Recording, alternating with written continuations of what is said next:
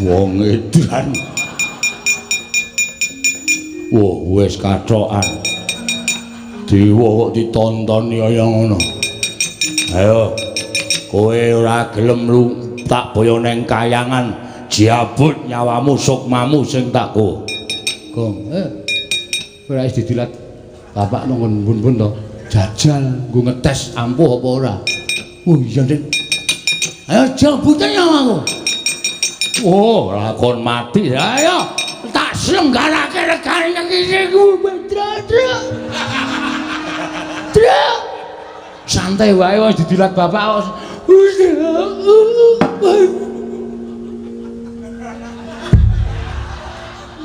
Waduh, modar hilang nyawamu. Gong, lu kok wangsulan? Pet-petan ndasku. Iso tangira, iso. Lho. Iso omong, iso nyawane papat lho. Weh, ladara, kowe njabut aku ora mati, tak jabut kena.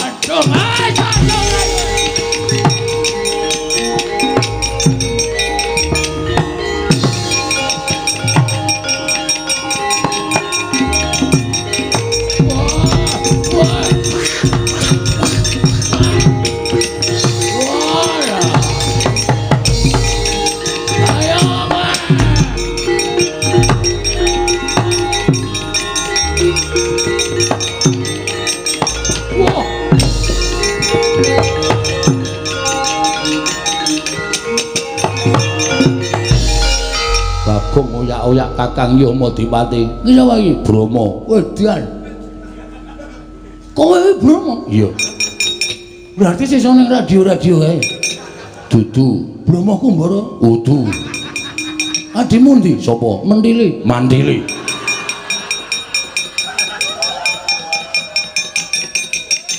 Aku dewa. Dewa apa ora minggat jabut nyawamu?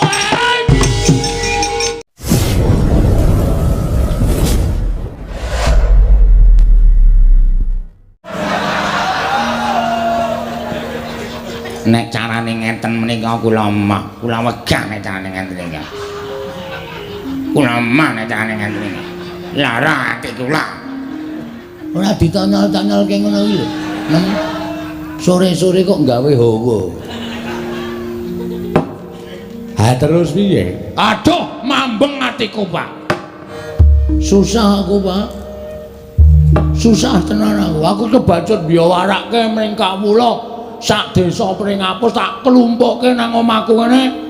Aku nyewa sistem sound system. Tak wara-warake. Aku kepengin gawe kesejahteraane masyarakat sarana aku mbangun Pringapus. Ning barang aku lumpukke dulur-dulurku blas ora ana sing bantu. Bapak ya ora bantu terus piye? Aku kudu golek srana nendi wis, Pak. Bayangno. Monggo aku mesti isin. Tak wangeni sok minggu ki wis wiwit gotong royong. Ngecake semen 3 kae. Wis nek semen 3 ki ngecor ki arep tekan ngendi? Wong ngecor ki paling ora semene ki ya sedia 150 sak, ngono apa piye 200 sak. Sing go tuku gundulmu ye. Malah nesu to ora diomong kok malah nesu ora. Amen 3 Oh, kuwi adol pit. Ya piye gong piye tralaku nek kon bantu ya ora iso wong nyatane kowe iki ya wong sekeng, aku ya wong ra duwe, bapak iki ya wong ra duwe. Apa kowe tegel? Bapak adol apa-apa supaya penjangkane anake kelakon. Tegel. Oh, laitan. Aku iki wong tegelan kok. Santai aku. Ning ya mesakno bapak. Wah, wis pusing aku to. Apa-apa wis kontal apa minggu ngajeng para sederek kita kerja bakti. Para sederek-sederek kula dusun Pringapus sampun ngantos ngedalaken menapa-menapa. Nyamikan kula piyambak. Wis tak gorengke balok itu. Oh iya. Balok wakayu rumahmu. Karo tak gaweke teh tanpa gula ya sanane sing arep dienggo srana bangun apa coba? Heeh. Monggo mbutuhke werna-werna pojok kae wis tak kocaki, wis tak apa jenenge? pondasi sing WC umum kuwi. Oh. Mengkari ngedeke, mengkari golek wesi. Wohe. Aku iki nyolong entuk loro e. Aku ngarep bangun desane kok nyolong kuwi lho. Wis apa-apa to sing penting rak dienggo Robin Hood e. Oh. Nyolong nek dienggo kesejahteraan masyarakat. Iya. Lah terus arep kepiye? Piye men? Ra meneng wae ora mencap-mencep kowe. Aku dhewe mgagas kowe iki bingung. Sesuk meneh iki nek ora duwe apa-apa ya aja sok janji. Lah iki lho ning kene iki kowe tak kandhani menengo dhisik. Wong iki diukur karo kekuatane, ngono.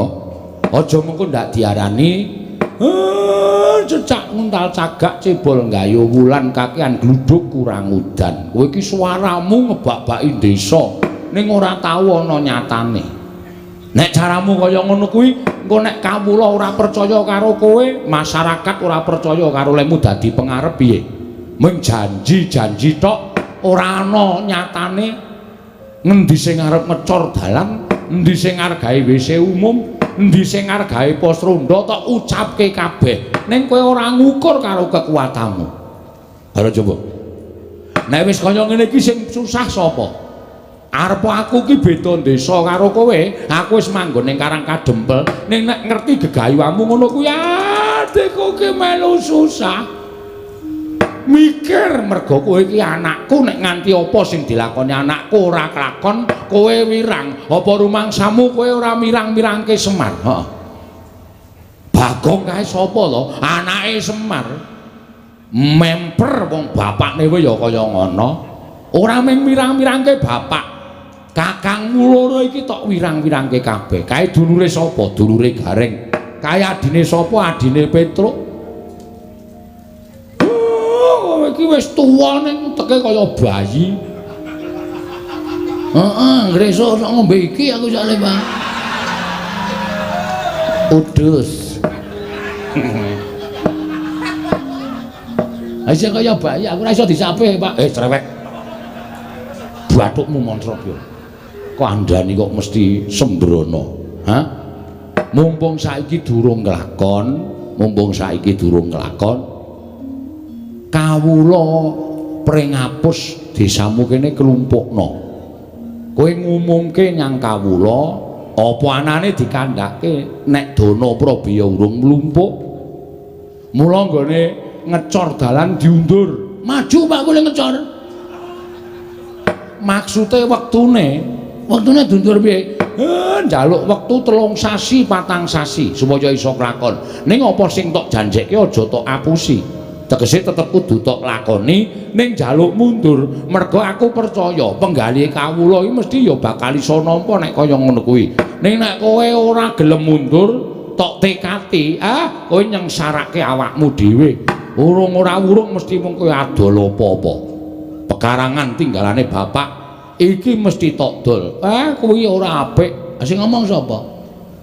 Ampun karangan aku ora tuku kok. Mengentuk tinggalan kok didol ora masalah. Wis payu Pak. Lah rak tenan to. Badut tenan kok. Iki mengkari tanda tangan. Wingi aku dikon tanda tangan ra iso. Oh. Anjuk, piye lek iso payu kok? Cap jempol. Cap jempol iki jempolku pas loro. Terus iki sesuk 3 dina kas iki payu. Mbok kuwi ditukokke. Aja. Tak nggo tuku lemah meneh.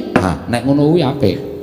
Ngedol warisane bapak ning tukokke lemah sing luwih jembar tok tomboki. Sing ngomong sapa? Luwih ciyut. Pancen setan nang. Kuwi apike dikatake ngono kuwi blebeke nganti mati mbok wis.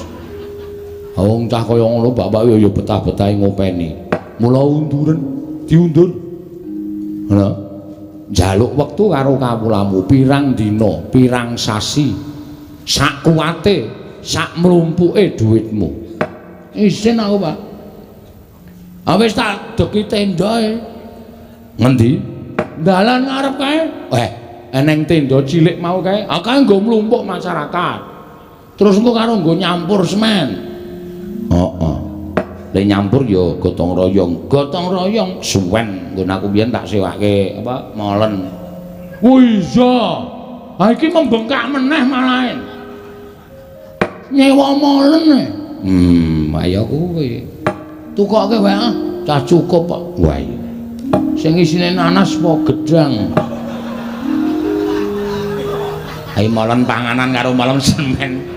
Goblok banget cah ora. Sing isine nanas ku nggo giling apa? Giling mripatmu iki apa piye? Gareng aja emosi. Mangkel aku suwe-suwe. Ngene wae, Pak. Bagong ki anake bapak. Iya. Bagong ki anake Semar. Mula Bagong nek ngucap ya tanpa beda kaya dene Semar. Aja ngucap sing aneh-aneh lho. Aja ngucap sing aneh-aneh. Iki kok nek kowe ngucap sing werna-werna, aku ki ngerti kowe iki sapa. Dadi kowe iki nek ngucap aja sembarangan. Nek lemu ngucap ki ming lahir tok ora apa-apa. Ning nek tekaning batin suarane Bagong ki meh padha karo ucape Semar. Mula aku arep sumpah, Pak. Bagong, Semir. Santai wae to. Tenang wae. Aku ngelekke karo kowe. Gong ora sembrono lho, Gong. Bapak ki wis ngendika, tur aku ki ngerti sapa jatine kowe. Bapak ki wis crita karo aku. Nek jane kowe iki anake bapak sing tuwa dhewe. Ning karo bapak digawe ragil. Oh bapak tak takoni Pak Bagong enek kurang ajar kok ora tau kualat ngopo. Bapak ki wis crita karo aku mergo kowe iki dudu anake bapak ning kowe iki ayang-ayangane Semar. Kowe iki biyen ngetutke Semar nomor 1 bangane aku karo Petruk. Mula bapak tau kandha, kowe nek diucapi Bagong kae njaluk ngapura. Mergo ucape kae dugeni mandi tenan. Gong ora macem-macem lho. Ora macem-macem lho, Gong. Aja ngucap sing werna-werna. Kira-kira kowe ora kuat ndandani utawa ngleksanake nggonmu mbangun desa, wis cukup diundur wektune, rasa ngucap sing aeng-aeng. Ngene, Pak. Reng, Truk, Mar. Aku arep ngomong karo kowe. Aku iki nek nganti gagal pembangunan desa pring ngapus isen. Monggo tumrap Bagong aku mbangane isen luwung mati, Pak.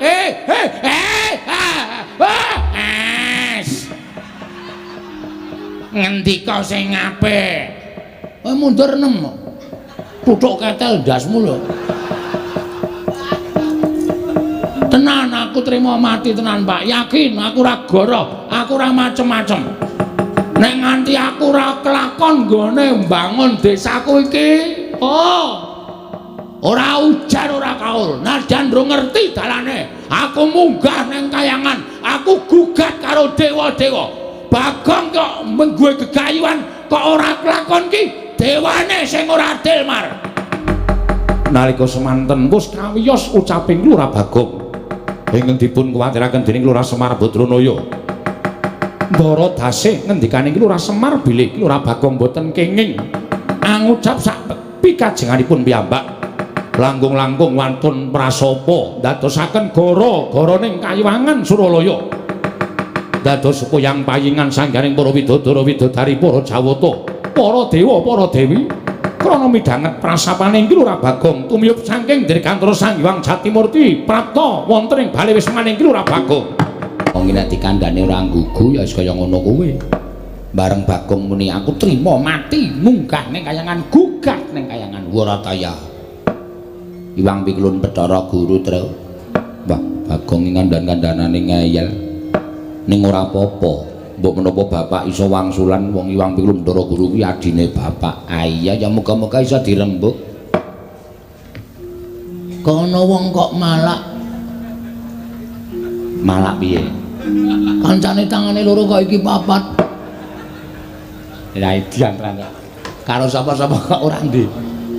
Gong wer. Tok petok. Iki Bathara Guru ya, Nyok. Weh. Lho kok yaene lagi menyang. Murid elek ngenteni ra ya Ciraka to. Wedhus. Kuwi Bathara Guru, dewaning para dewa sing lenggah ana ing kayangan. Walah Kulon Praga.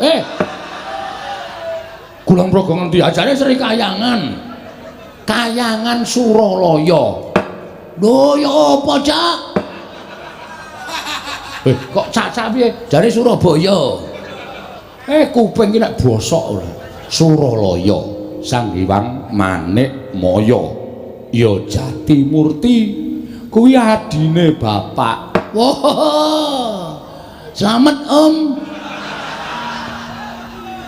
Wah, aku kok malah merindang-merinding ya, Tre.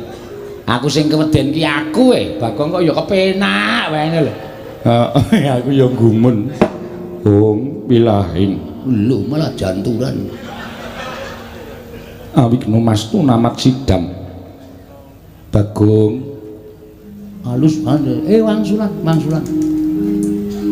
Kula Sang Hyang Pukulun ulun ngejawantah ana ing wisma kita. Piye iki? Ulun ki sapa, Pak? Ulun ki aku. Antil modar we.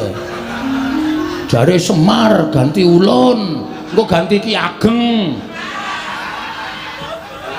Ora positif. Wah, suwe iki lek ngedongke Bagong suwe. Ene tak andani ene. Basa Dewa, kuwi nek ngarani aku ulun. Iki sing positif piye? Ulune iki apa kowe? Aku ki ulun, kowe kita. Kita dengkulmu mlocot. Aku wis terkenal Ki Lurah Bagong ganti Ki Lurah kita. Luweh ora omongan. Bagong dalem ulun kuwi aku. Telu saiki. Ki ulun. Kita kuwi kowe. Ora masalah, aku kita dhewe ora masalah. Dibut telu ya ora masalah. Pak, kowe wae sing ngendika, Pak, nek Bagong ora rampung-rampung. Kakang Semar. Apa Guru? Kula ingkang sowan Kakang. Iya. Slamet tekamu. Basa Mir. Karo dewa kok ora basa. Iki adine Semar, Gong. Ayo aku mau nyeluk Om kok ora diwangsuli. Kowe aja nyeluk Om. Kuwi iki guru adikku. Slamet tekamu, Guru. Pangestunipun Kakang Semar. Niring sambi kala. Kula ngaturaken bekti Kakang. Ya tak tampa. Bekti kula Pukulun. Dari Bathara Guru kok Pukulun. Bathara Pukulun apa Bathara Guru? Ya nala gareng ulun tampa. Pangestu ulun kebat kita tampani. Wah, kitane tambah siji. Reng. Apa? Kowe laku grup kita. Ya, sakarepmu. Kula ngaturaken bekti kula kunjuk Pukulun. Iya, Petruk ulun tampa. Pangestu ulun tampanana kebat kita tampani.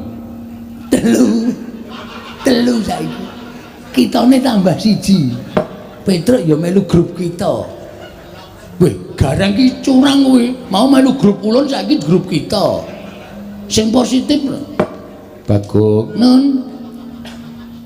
Apa to sababe dene jeneng ulun prapta ana ing wisma kita?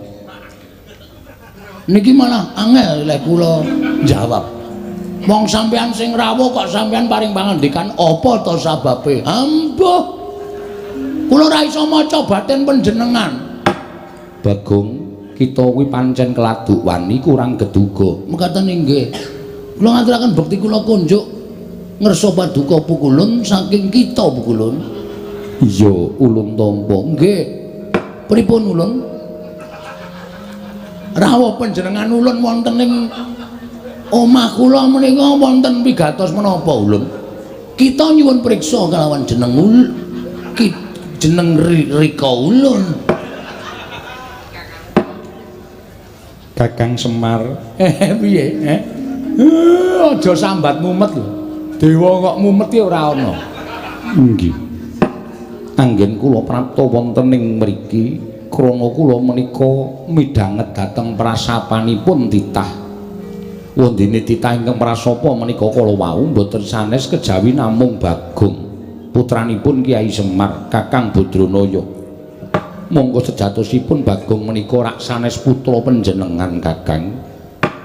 Nanging menika dumados saking wewayanganipun Kakang Semar duk nalika Kakang Semar minggah wonten ing Kayuwangan nyuwun rencang dhateng ingkang rayipun Jatimurti tumunten kula sowanaken Sang Hyang Bathara Tunggal dening Kanjeng Rama ayang-ayanganipun Kyai Semar dipun puja wujud lare inggih menika Bagong ateges Bagong menika kekiyatanipun meh sami kalian Kakang Semar tinimbang Nala Garing menapa dene Petruk mila sakmangke wangsul wangsul kula wanti-wanti Bagong menika menawi ngucap sampun ngantos ngawur mangke mindak kedadosan saestu amargi ngibaratipun Bagong menika idu dados geni ngapusi iki kok ngapusi piye aku wingi ngidoni uwuh ora kobong aten anak idu dadi geni do kaget kabeh angger tak idoni nyas maksudnya itu dadi geni iki sak ucape dadi oh ngono ta iya mila sasampunipun Bagong menika kala wau prasapa utawi sumpah Kakang Semar mugi dados ning kawuningan kayangan geger kathah sangganing para dewa dewi ingkang boten kiyat nampi sumpahipun Bagong sami kepelajar nungsang puyang ninggal dhateng kayuwanganipun klebet Suralaya horeg rungkat bali martiu kundha nalika semanten tumuli kula niti priksa dhateng kawontenanipun jagat jebul Bagong ingkang ndawahaken prasapa ing mekaten Kakang kula nuwun sewu boten ateges kula wantun dhateng Kakang Badranaya namung Kakang kedahipun nglenggono dhateng kalepatanipun Bagong mila dinten sakmangke kula piyambak mboten utusan dhateng sinten-sinten namung ingkang rayipun Jatimurti piyambak ingkang badhe amethuk dhateng pun Panakawan Bagong sakmangke kedah nampi pidana saking kadewatan krana sampun wantun damel geger Kayuwangan satemah rengat bali martiu kundha manik Kakang Semar kagatri sang kapirangu nangkul kinempit kempit dosa ngreknaning bawana ing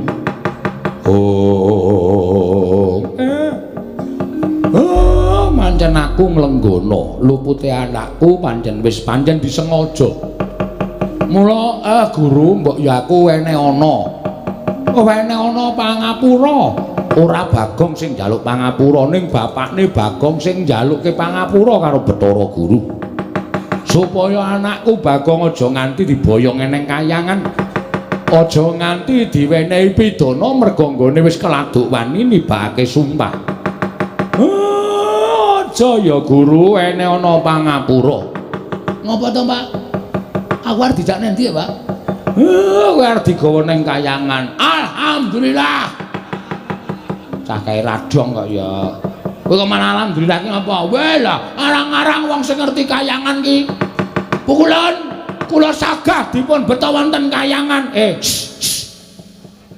kok tapuk sandal cangkemmu ngapa ya Pak ngapa ya Pak kok ngapa ya Pak terucat ngapa ya Pak kowe diboyong Bathara Guru ning kayangan kuwi arep diwenehi pidana merga kowe wis tau tatesuki lagi wae sumpah nek kowe arep gugat ning kayangan nek ora entuk Prabeya nggone bakal bangun aku ra elek-elek karo kowe to lho edan sumpahku tekan kayangan Pak nyatane dewaning dewa mudhun ning kene kok aku wis ngandani karo kowe mula gelem ora gelem kowe kudu tak boyong ning kayangan dina samengko kanggo nglunasi apa kang dadi utangmu kanggo ngapokake aja nganti sira wani ngucap ingkang sak kepenake dhewe weh lah ya moh yen kita ora gelem kita bakal ulun ruda paripeksa jalanan prapta ulun ana ing wismamu wis nganti sak kathahing para durandara para jawata ingkang bakal ngruda peksa kelawan kowe Bagong mula wektu dina iki Kakang Semar kula nyuwuni dipanilah dhateng jengandika Kakang Semar Bagong badhe kula boyong Mangke kados pundi kawontenanipun Bagong menika wonten purba wasesanipun ingkang rayipun Manikmaya. Kosek. Hah? Adile wong luput ki njaluk ngapura. Mongko sing njaluk ngapura ora anakku. Sing makili bapakne njaluk ngapura iwadene adreng. Nggonmu kepengin boyong karo Bagong. Saiki ngene wae. Gandeng aku lek ku njaluk ngapura karo kowe ora wangsulan mbok tampa apa ora, aku tak nanting karo anakku. Bagong, pripun, Pak? Nek kowe digawa Bathara Guru ning kayangan sago apa ora? Sago.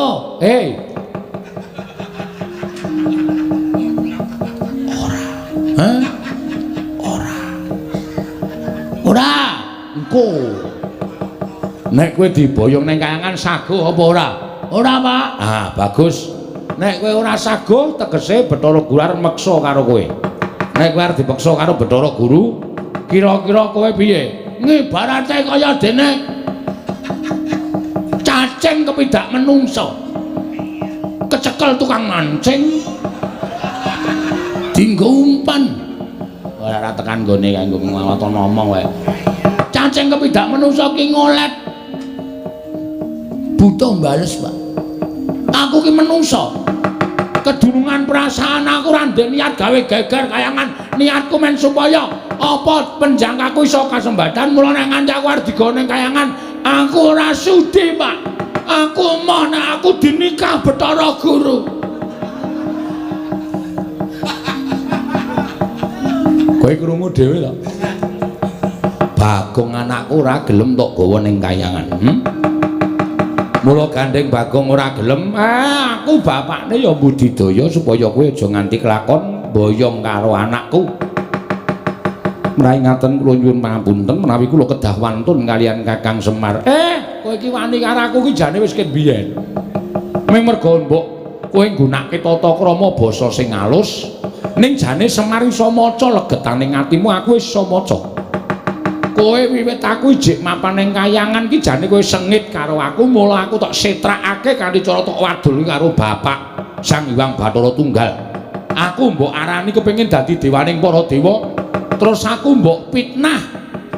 Kowe matur karo Sang Hyang Tunggal nek Semar karo utawa Esmaya karo Tejamaya do gelut padha rebutan kepengin dadi dewaning para dewa. Tumuli aku dihukum dening Sang Hyang Tunggal. Kon mangan pagering gunung jagat sisih wetan lan kon mangan pagering gunung jagat sisih kulon. Nganti bubrah ragaku kaya ngene tumuli aku mudhun ning kayangan. Terus panjang kamu kelakon dadi ratu ning para dewa. Janjane kowe iki ragil ora duwe hak tumraping kayangan. Ning merga saka apa kalgawemu nganti aku disingkirke saka kayangan. Ora merga kowe nduweni rasa gething keburu sengit karo Semar to, ha? Bathara Guru ulun boyong ning kayangan. Cemplungke sapiteng.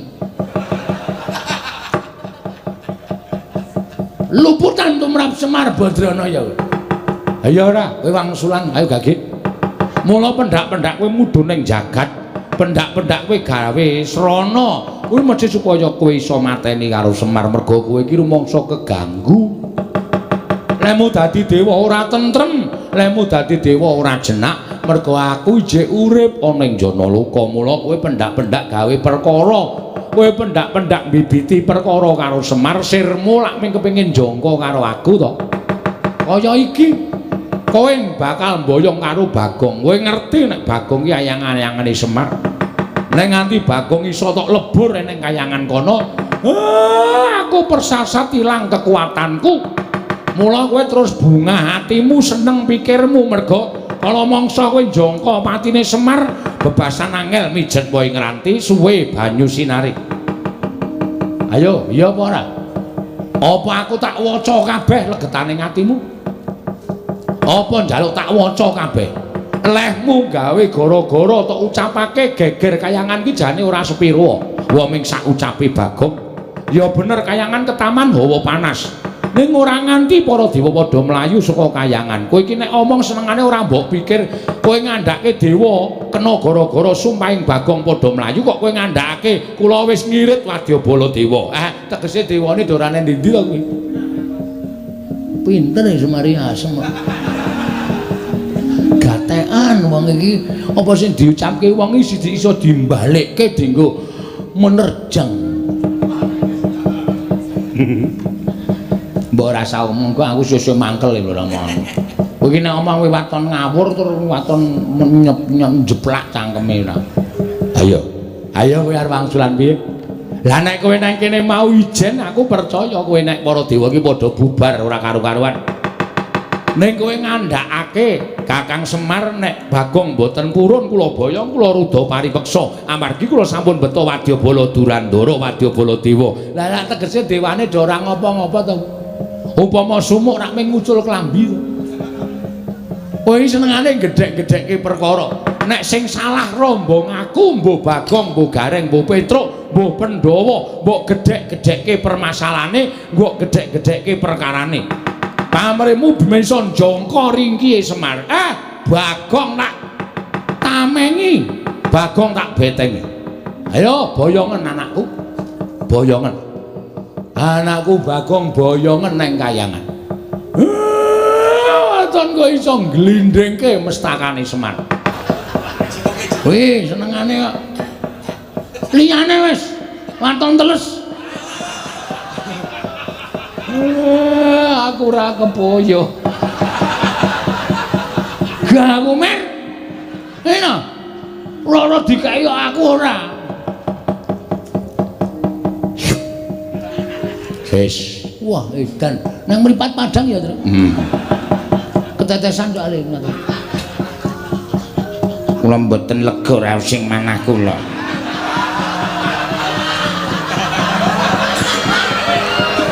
Menawi mboten belani iki Lurah Bagong. Bapak Marasepo kula nyuwun dipun dilak. Supados kula dedaya. Bagong piye iki? Ora apa-apa, Pak. Yakin? Iki anakmu apa? Iki anakmu padha karo kulit dagingmu. Kowe engko ndak duwe panyokro bawa sing ora-ora karo aku. Iki sing njaluk bojomu lho. Ora masalah, men bojoku gleleng. Ngombok menawa melu perang ya nem. Nggih. Monggo iki Lurah Semar kula aturi ndilat dhateng kula. Bagong piye, Bagong? Waduh piye ya? Nem nun bathuk. Oh nggih. Lali kula. Yen pangapunten Bapak Semar nggih bathuk. Nah, ngono bungkuk ora.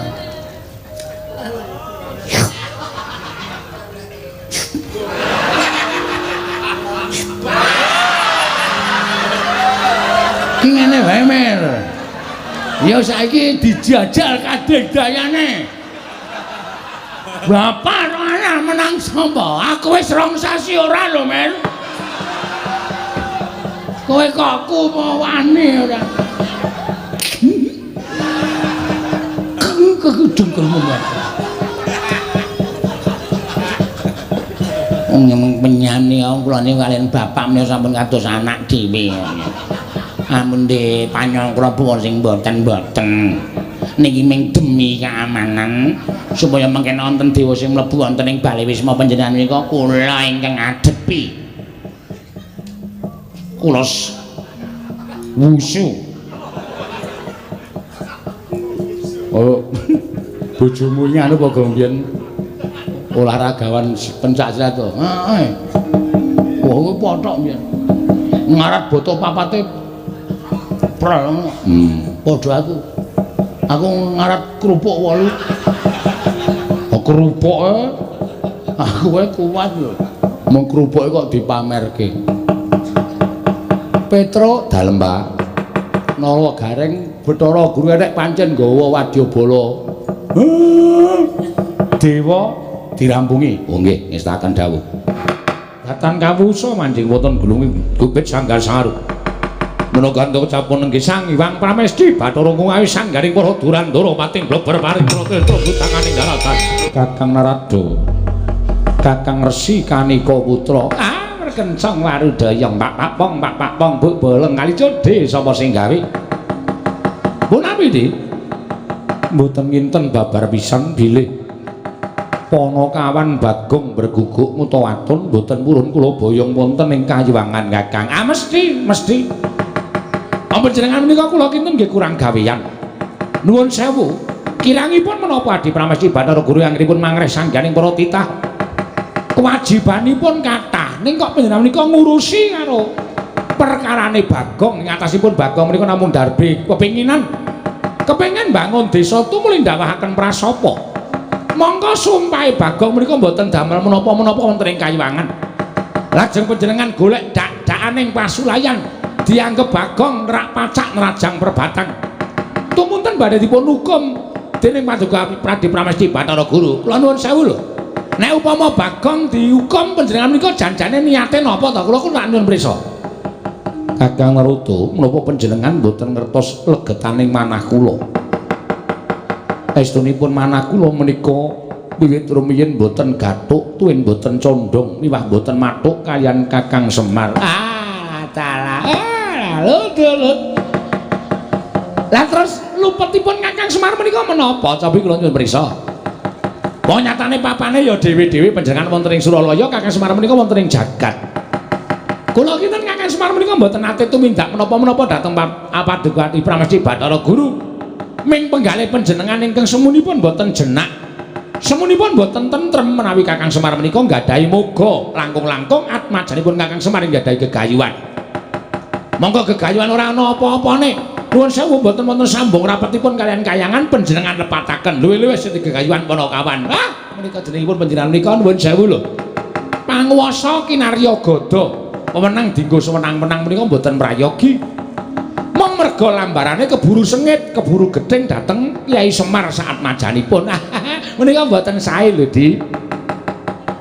Kula nuwun sewu tiyang menika menawi tandurane ala, undu-undane ya sarwa ora becik. Ning nek tandurane kuwi apik, undu-undane ya sarwa murakapi. Menika sampun dados kodrating jagat menika ngaten menika. Nek panjenengan tansah nandur gedeng lan Kakang Semar lan anak-anakipun menika mangke nuwun sewu lho, panjenengan menika mangke badhe kewirangan. Nek dewaning para dewa kewirangan menapa mboten panjenengan menika sami kemawon bebecer dhateng asma Paduka piyambak. Kakang Narada, menawi mboten nginten pendak-pendak kula menika nggadahi gegayuhan tartemtu Kakang Narada ingkang dados pepalang. Lho, kula menika mboten mepalangi. Kula menika mboten badhe menging, kula menika mboten badhe menggak, mboten. Namung kula menika ngleresaken. Jenyatanipun kula menika kami tuwaning kayuwangan, kula menika duwe kewajiban nglempengke sing bengkong, benerke sing luput. Menawi Adi Guru menika badhe tumindak ingkang mboten sae nggih kedawuh kula emutaken. Menawi Adi Guru menika badhe menggok margi ingkang lepat inggih kedah kula emutaken menika kewajiban kula. Ewadene menawi panjenengan dipun emutaken bebasanipun sampun wegah napa wewarah nampik pitutur becik, nggih monggo panjenengan nggali pangaos. Kula sumanggaaken. Ning nek panjenengan menika mangke nandhang wirang merga saka kalih Ponokawan, ampun ngantos panjenengan sambat kalian kula. Badhe kula dodol Kakang. Nggih, monggo wis pancen ora iso dikandhani wis murka sumanggaaken. Indra kula wonten timbalan. Brahma wonten timbalan Pukulun. Yama Dipati wonten timbalan Pukulun. Penyarian nggih wonten timbalan. Aja ingkang cicir. Ulun keparengake dina samengko kita ngrudha peksa kelawan Bagong. Upama ta dulure Bagong kabeh sartane wong tuane bakal dadi pepalang, ulun paringi Purbawasesa kita wani kelawan Kakang Semar.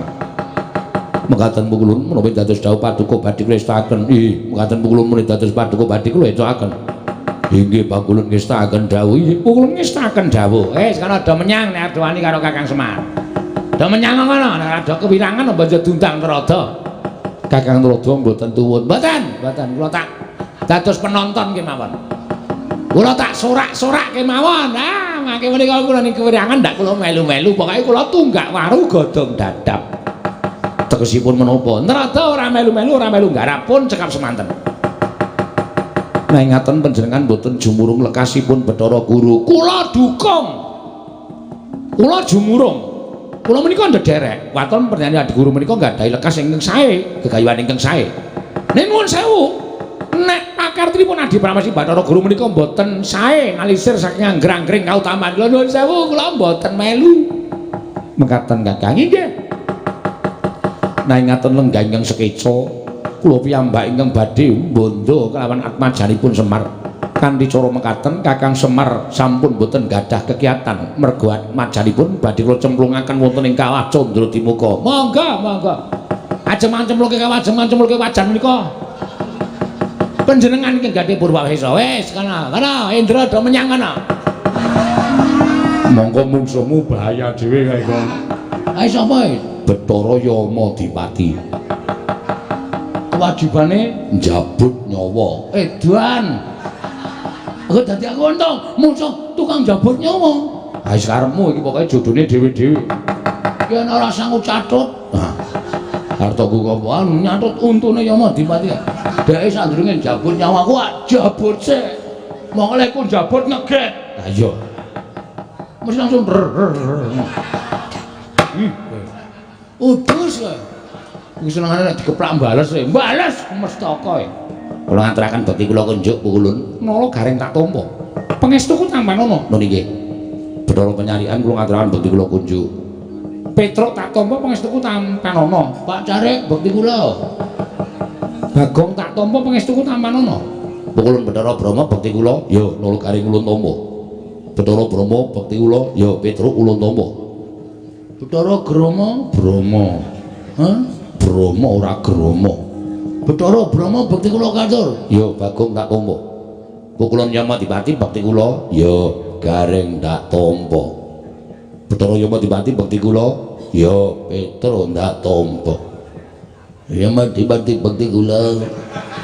Ya Bagong tak tampa. Ora ngecer. Wah, jabut nyawa, jabut untukmu. Wonten menapa pukulun? Nala gareng pripun? Aku entuk dawing wang pikulun Jatimurti. Ya pepundhenku, nggih. Kinan bondo karo Bagong, merga Bagong keluputan. Wani ngucapake sumpah nganti gawe gegering Kayiwangan Suralaya. Mula wektu dina iki Bagong bakal tak bondo, tak unggahke ning kayangan, tak cemplungke ning Kawah Candratimoka. Ayo ndi Bagong? Kaya jempalange kareping Bathara Penyalian. Aku nganti Kakang Pulun Bathara Brahma lan Kakang Pulun Bathara Yamadipati. Yen kowe puguh ora menehake Bagong aja takon dosa. Kowe ngerti? Pulun Bathara Brahma ki dewaning geni. Keduga bakal ngobong desane Bagong nganti ludes keles tanpa sisa lala gareng. Setyaki tinunun, waduh. Gadanira wirang tumandang. Ben Bathara. Setyaniku garwanira.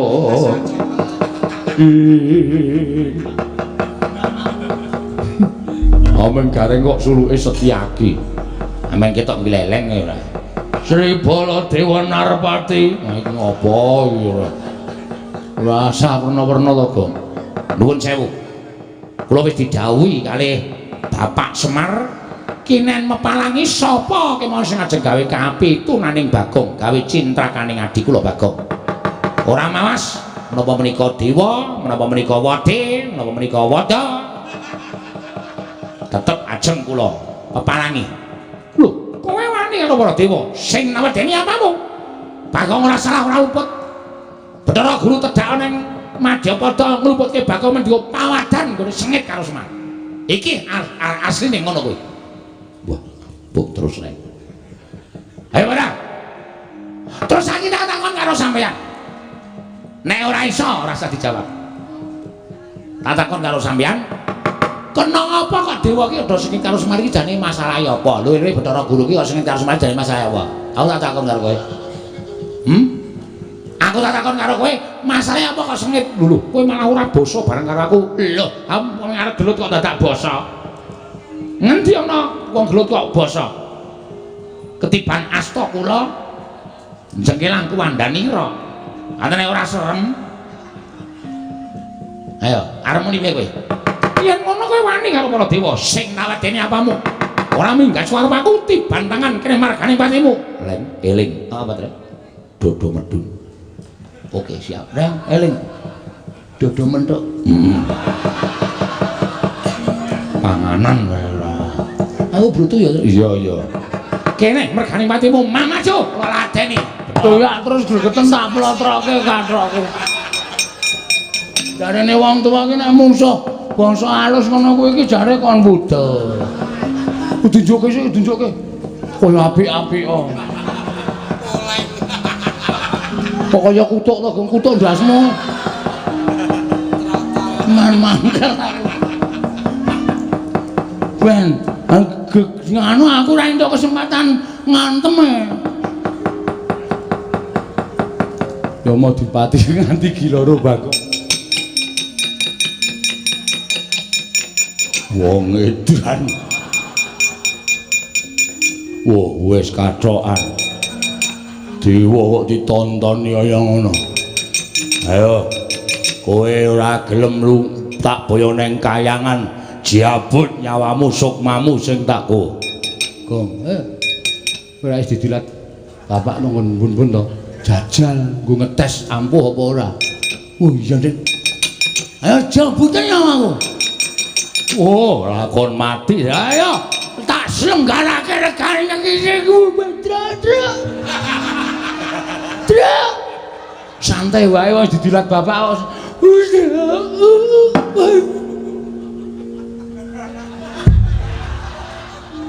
Waduh. Modar. Hilang nyawamu. Gong, lho kok wangsulan? Pet-petane ndasku. Iso tangira? Iso. Lho. Iso omong. Iso nyawane papat e. Lho. Weh, ladara. Kowe njabut aku ora mati, tak jabut kena. Aduh,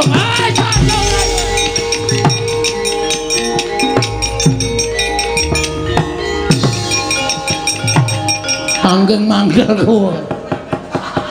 Ayo. Tapi ya wis tenan ora ngono ndadewane aja ora sangep enake dhewe kok. Ayo. Piye nang ngene iki? Wih, Gong, ora pangling ae. Sapa? Iwang Pikulun Bathara Guru. Ngambah dirgantara sajake duka tenan kae. Terus, ayo ngayom nang bapak wae. Mlayu naik kene. Ya.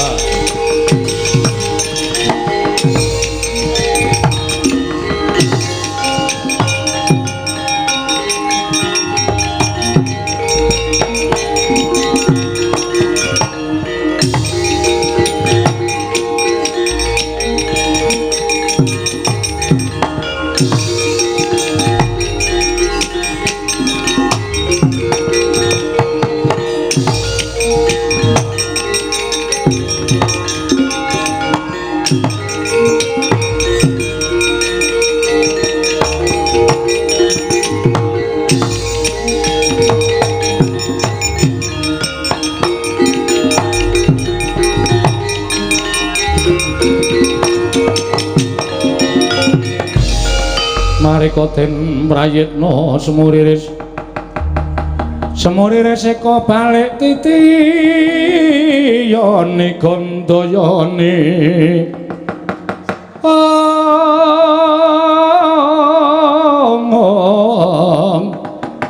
Trisanya purnama sasi gilar-gilaran ing tengah latar. Piye? Dewa-dewa iki nek pakartine ora apik arep derajate dewa karo anak-anakku do mlayu kabeh. Kuwi nandhake nek apa kang dadi niatmu pancen mau diregeti nganggo blendenge ngangkara. Kula namung badhe nyuwun atmajanipun Kakang Semar nggih menika pun Bagong. Bola-bali tak kandhake to Bagong iki anakku. Lah nek kowe arep mboyong karo Bagong aku mesti ora entuk wong nyatane keluputane Bagong ora iso dibuktekke kanthi nyata.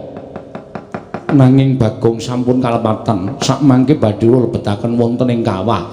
Iki pancen ngengkel. Saiki ngene. Nek pancen kowe duwe niat mboyong karo anakku Bagong lan ora iso dindakake apa kang dadi niatmu. Coba tak tanting kira-kira kowe cocok ora? Menapa ngenipun Kakang Ismaya. Nek Bagong anakku iki diwakili aku, kowe seneng ora? Panjenengan menika guyon, aja ngapusi karo atimu. Nek diwakili Semar kowe gelem ora? Menawi Kakang Semar ikhlas kula purun. mesti gelem wong niate ya kuwi sing tok jangka ya to. Niate ya kuwi sing tok jangka ning sing tok nggo alesan anakku Bagong. Pak, karena ndi, Pak? Sing nukokke semen sapa, Pak? Wis ben mengki wae wong iki bapak iki mbelani kowe lho. Menawi Kakang Semar Purun tetep dinten menika dados ijolipun Bagong kula boyong dateng Kayuwangan. Apa ora gelem? Iki anakku sing tak tresnani, sing jeneng wong tuwa ki natohke nyawa kanggo anake nek perlu apa wae ditotohke aku ora bakal owel. Pukulun mboten namung bapak nek saged kula ya ngijoli karo uripe Bagong. Lho gareng ora sah. Wis ben Pak, wis ben. Abilanane adikku. Bapak wae sing lenggah neng omah, aku sing dadi ijole. Karaku ya ning aja truk. Anakmu cilik-cilik aja wis aku wae. Aja karaku sisan. Wong loro sisan, dadi mati ki wong loro sisan. Kowe iki jane nek aku mati seneng to, Gong? Bahagia. Bahagia dengkulmu ora. Aja nala garing aja petruk ning aku. Sinten ingkang kedah dados lintunipun Bagong? Aku, kula. Nala garing aja ora apa-apa, Pak, wis ora apa-apa wis ben. Aku wae Pak wis ora apa-apa wis ben aku garing wae bapak lenggah ning omah. Menawi kula nyuwun menapa Kakang Semar saged minangkani. Kowe njaluk apa? Ingkang dados lintunipun Bagong boten namung Kyai Semar Kakang Semar nanging lebet nala garing Petruk kedah kula boyong wonten ing Kayuwangan. Wong siji kok ijole telu iki piye?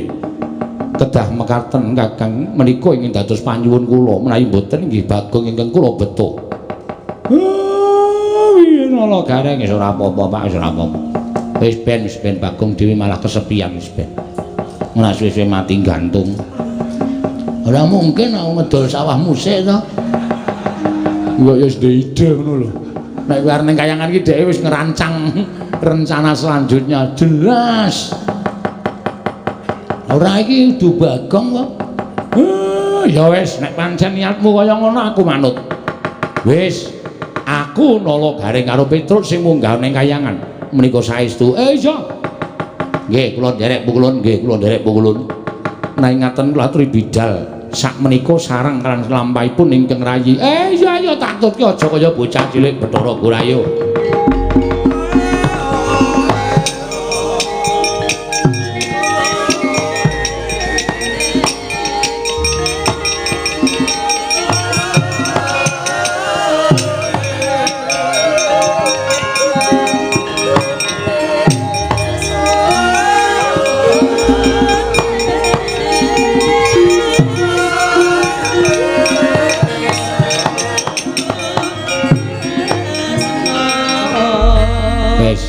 Kowe saiki kowe ora percaya karo katresnanku.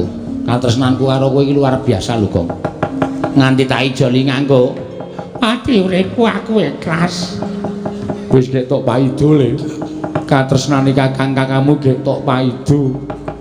Aku munggah ning Kayangan ki mergo ngeboti tresnaku karo kowe. Nganti aku ngiklasake karo pati uripku karo Kang Gareng. Ya muga-muga Kusnul Khotimah ya, Tru. Anjen setan lah. Lah witene piye? Wong ya aku ki ra menawarkan kok. Aku rakon karo kowe, aku rakon karo Gareng, kowe sing ngomong.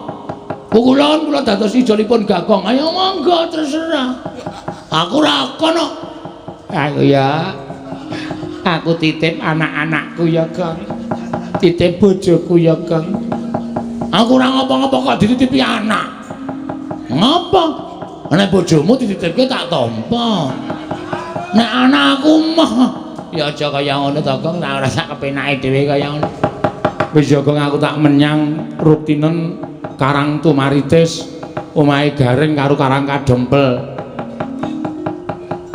Mbok tegel aku antara. Lah ngopo? Aku ora ndek kanca. Aku nek gara-gara kancane sapa? Rasa nganggo gara-gara. Ya wis muga-muga penjangkaku kelakon ya, Tru.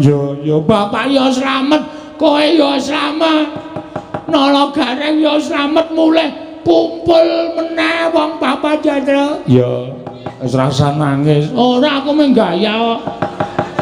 Anjen setan tane ya truk mangkat ya nderek bapakmu ndak bapak ana apa-apa. Aku tak ngrukti bapak kle. Ki boto. Arep tok nggo ngapae? Boto kok gedene 50 cm. Arep tok nggo ngapa kaya cor-coran.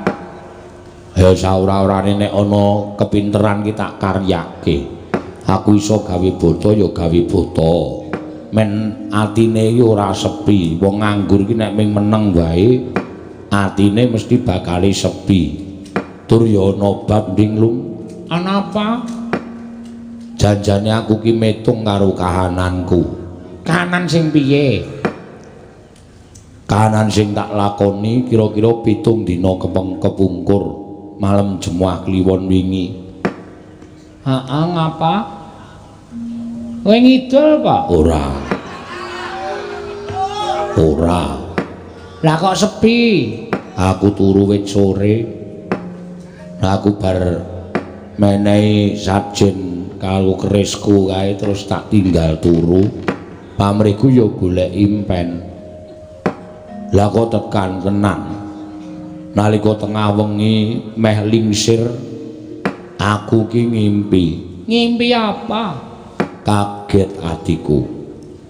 Ora kanthi kanyono-nyono kok omah kene iki kaya ketekan Nalindra. Nalindra Trata Sabrang. Udu. Sandangane sarwa apik, sandangane sarwa becik. Mongko nite kereta kencana jeluk ana ing omah kene terus mlebu terus sak pejagung karo aku. Ning tak tiling-tilingke paningalku tak mat-matke ratu mau dudu Ratu Sabrang. Lah sapa? Sing nganggo sandangan apik, sing nganggo sandangan becik iki kok kaya ponakku dhewe. Ponakmu sapa? Anake Semar ya kuwi Bagong. Mongko Bagong iki sak jejumlek ora tau saba mrene nek ketemu karo siwane ya aku ming neteli apa sing tak nggo. Aku nganggo jam ya dijaluk, aku nganggo gelang ya dijaluk, nganggo kalung kesehatan aku ya dijaluk. Pokoke mung dirampok karo sing jeneng Bagong. Lah kok ora kanthi kanyono-nyono kok bocah iki tekan kene. Terus lah ya jagongan karo aku sak uwen-uwen. Mongko blas to, anak Semar iki ora ana sing tekan kene. Mongko jane Semar iki adikku lho. Lah iya, ya kondange ngono. Heeh. Ning kok ora ana sing tilik karo Pak Dene, ora ana sing ngaruhke karo Pak Dene. Lah kok aku nganti ngimpi kaya ngono kuwi werdine apa ya, Lung? Kuwi janjane ming tom-tomen. Kowe iki ming kangen karo anak-anak ini Semar. Ya arep kowe karo aku ki mapan ning Tlatah Sabrang ning dipestheke utawa ditakdirke, dikodratke nek Semar kuwi dadi adimu. Lah iya. Ning le pisah wis pirang-pirang abad. Wis suwe banget. Arep kaya ngono ning sambunging sedulur ki ora bakal iso pisah, Gok. Iya. Nek kok sing tak kangeni Semar kok sing teko anake. Lah kowe apa lali? Jaman kowe njaluk kanca urip ning alam padang kowe diparingi aku. Semar njaluk kanca duk nalika urip ana ing jagat diparingi Bagong. Heeh.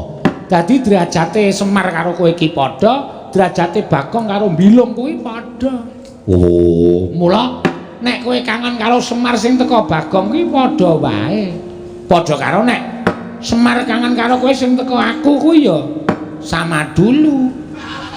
Sama saja. Ngono lho maksude. Heeh. Ning apa ya bakal tekan kene tenan ya cahidan kae. Wis rasa tok arep-arep malah entek-entekan kowe.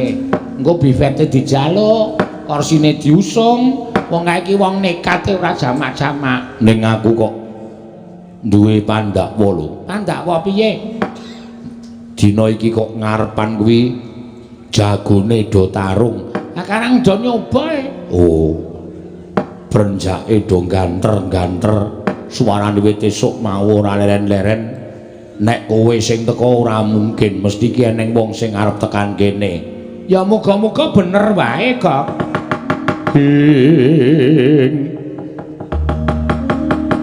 rekat lampahing rata tanpantara prateng sukune ngargaram kang tumingal